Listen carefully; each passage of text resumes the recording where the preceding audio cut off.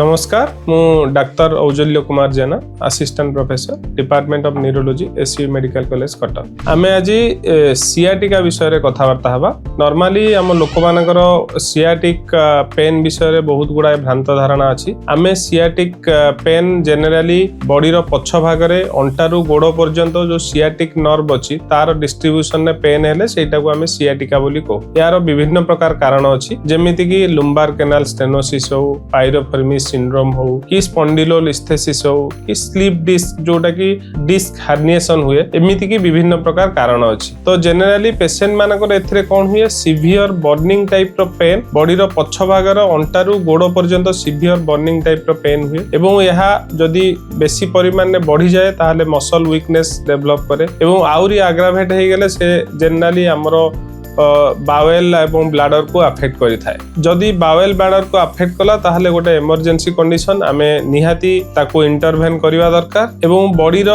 जदि आमे कासीबा छिंकीबा किंतु कोनोसी प्रकार ओजनिया जिंस टेकी देबा हठात किना पेनटा बढ़ी जाय थाए एही प्रकार पेन को जदि आमे अनुभव करि परिबा निहाती भाबरे आमे जाई आगो जने न्यूरोलॉजिस्ट को कंसल्ट करि परिबा एवं न्यूरोलॉजिस्ट को कंसल्ट कले हमरो दी प्रकार मैनेजमेंट अछि गोटे मेडिकल मैनेजमेंट सर्जिकल मैनेजमेंट। तो आमे सिम्पटम देखिकी डिसाइड करू आमे मेडिसिन देई भलो करिवु कि पेशेंट रो सर्जरी दरकार। तेनु एगुडा को सब जने न्यूरोलॉजिस्ट को सहित कथा हेले ठीक भाबरे आपण उपयुक्त चिकित्सा पाई परिबे एवं परवर्ती समय रे गोटे फलप्रद जीवन निर्वाह करि परिबे। धन्यवाद।